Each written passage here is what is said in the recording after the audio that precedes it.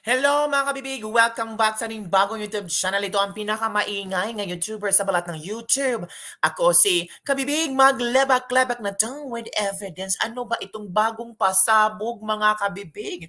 Si Scott Ritter, a former US corporate, former US, ano bang sabi niya dito dapat sure tayo ha. Former UN Weapons Inspector and US Marine Intelligence Officer Scott Ritter. May pasabog mga kabibig.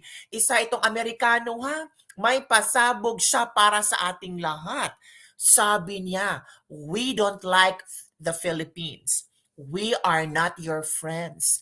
You are our colonial subjects. We are using you. The Chinese will win. You will be destroyed. Grow up. We will not help you. Nako! Paano na yan? Ano kayang maging reaksyon ng mga galit sa mga Chinese? Naku mga kabibig, wake up Pinoy! Ito'y isang katotohanan nga ba? Panoorin natin ang isang video kung saan talagang itong si Scott Ritter talagang sinabi niya harap-harapan pagsampal sa ating lahat kung gaano tayo ginamit ng Amerika. O manood tayo ha, para naman pa at least na lang bakita natin kung ano ang katotohanan. Yung parang hindi tayo maging tanga ba, at least may mga, diba, may mga area na kung saan pwede tayong mag-isip kung totoo ba ito or hindi. Basta bahala na tayo or kayong mag-isip sa mga sinasabi ni Scott Ritter. Okay, ito na ha. Go. We will not beat the Chinese. We cannot beat the Chinese. And we know this, and yet we're using the Philippines to create the conditions of potential conflict with the Chinese. Ha? So ginamit lang tayo para magkaroon ng conflict between Chinese? Hulo? Uy, galing yan sa isang Amerikano, no? Former UN Weapons Inspector and US Marine Intelligence Officer. Sinabi niya, ginamit lang tayo ng Amerika para magkaroon ng conflict laban sa China. So tayo ang alkanse. Tayo ang delikado. Kasi pag mag-iinit ito mga taga-China, kung magagalit talaga sila at wala na silang pake kung anong mangyari sa atin, edi pulbos tayong lahat. Nako, sino ba bang hindi maniwala dito? America is here only to use you, Philippines, until there's nothing left. Hello. Please understand that for the Filipino people, this is a recipe for disaster. Recipe for disaster. Hello. Ano kaya isasagot ni Pangulong Bongbong Marcos dito, no? Go. Think America is your friend. So too did the Ukrainian people. And they are dying by the hundreds of thousands. Friends don't let friends die in those. Totoo. So, ang sabi niya dito, akala nyo kaibigan kayo ng Amerika?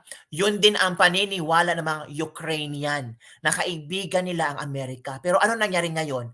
Maraming namamatay sa Ukraine kasi nabitag sila sa katotohanan. Nabudol sila ng Amerika. Gusto nyo bang mangyari ito sa Pilipinas? Hala. Oh my goodness. Quantities. So we'll go to the final question, which I mentioned is from Philippines, and it is from Maria Catherine Suba from Radio Mindanao Network, Minando Network. RMN. Yes, good afternoon, everyone.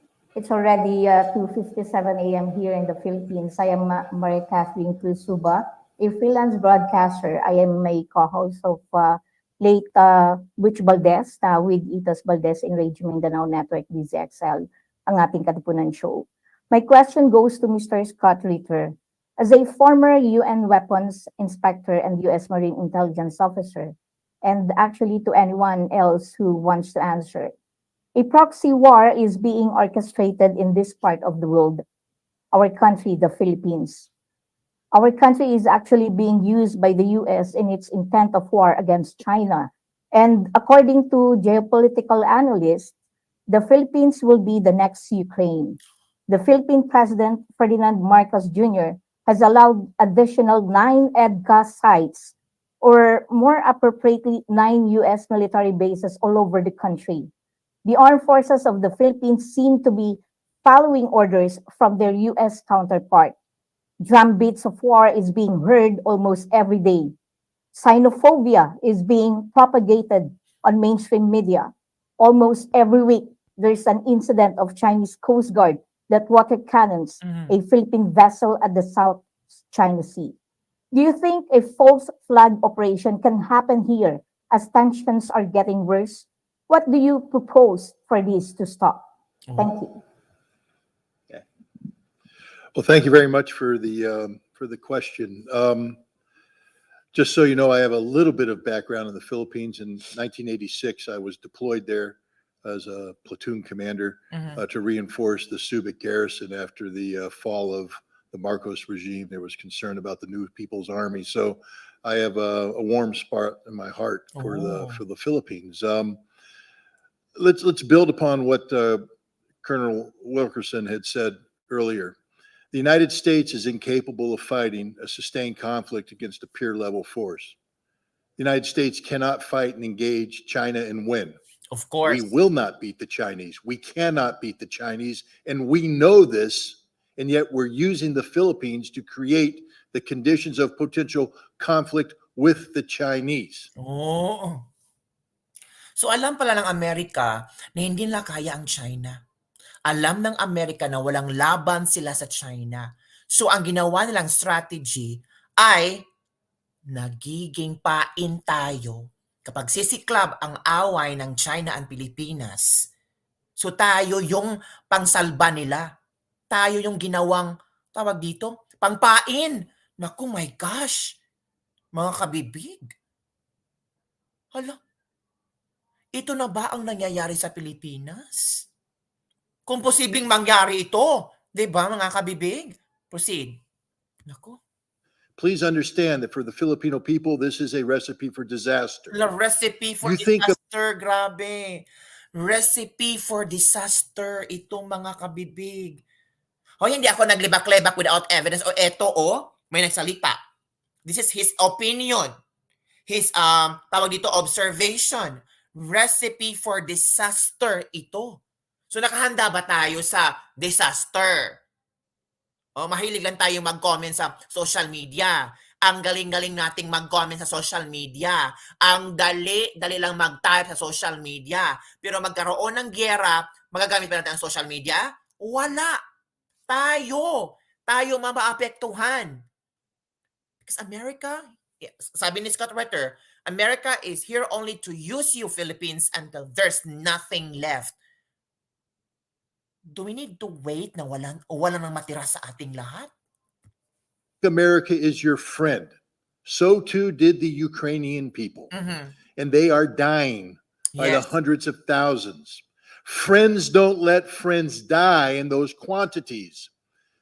The Ukrainians have been displaced by the tens of millions. Friends don't let friends have their cities destroyed in this manner. Friends don't let friends have families separated, have mothers and children destined to a life of refugee status and perpetual poverty. That's not how friends behave. America has never been the friend of the Ukrainians, and we are not the friends of the Filipinos. Hala, We don't like you.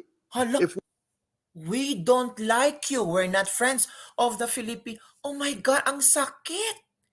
Grabe. America don't like us. We're not friends with America. We don't like you. Sakit naman. If we did like you, we wouldn't be doing this to you. We are using you. You are a tool, nothing but a tool. And when the tool ceases to be useful, we will discard you. And discard you means usually after a war that devastates you.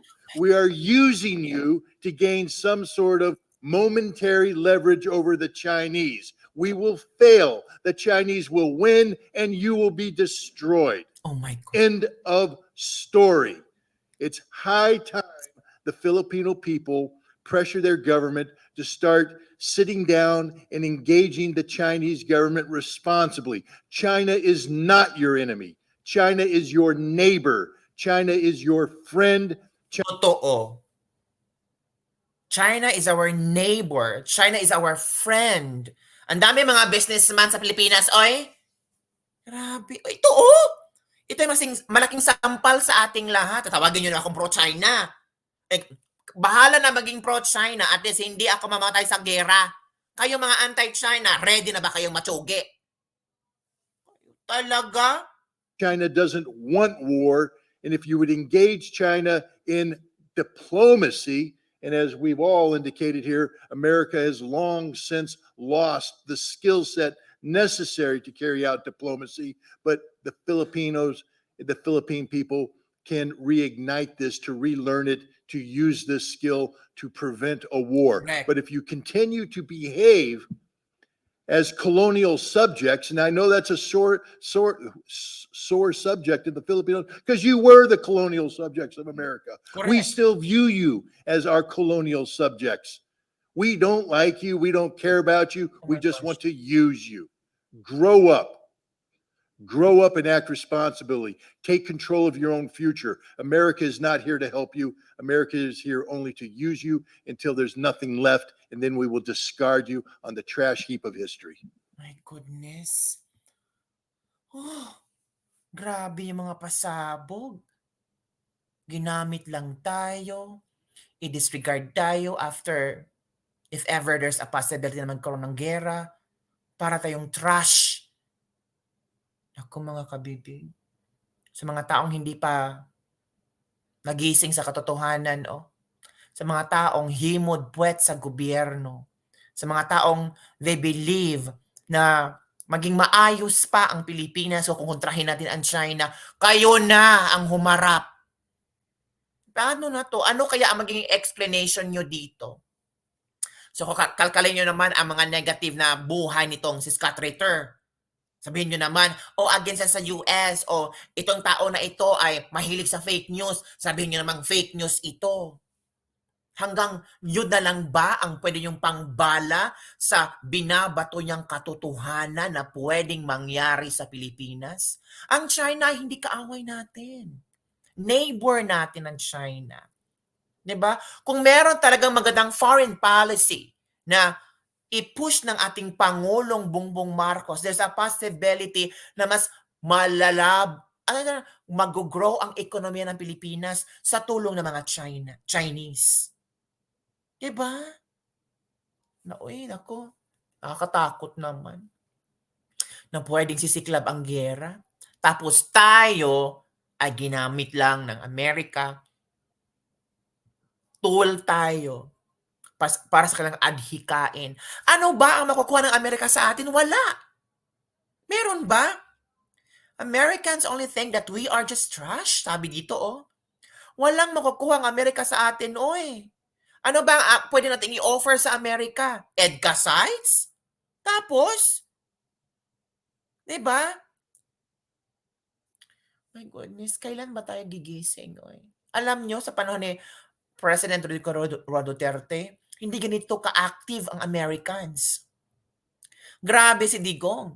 Pinanindigan niya na walang Americans. Wala makapasok ng mga ganitong klaseng tao. Pero ngayon, pasok mga suki, benta EDCA lang.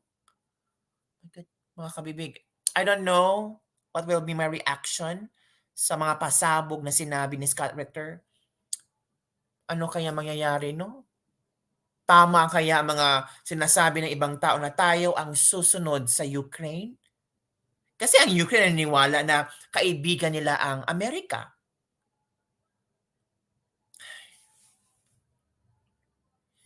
Ay nako mga kabibig. So, yun na nga mga kabibig ang aking latest lebak-lebak for today. Bahala na kayong mag-isip, bahala na kayong mag-react, maghimam-himlay sa mga sinasabi ni Scott Ritter kung totoo man ito or hindi. Basta maghanda-handa na lang tayo. Kasi hindi natin kontrolado ang utak ng mga chinkwa. 'Di ba? Kung sugurin nila tayo, ano bang panglaban natin? Meron ba? Ikaw, handa ka na ba? Ano, Batang Quiapo lang? 'Di ba? Ano, amihan lang? 'Di ba?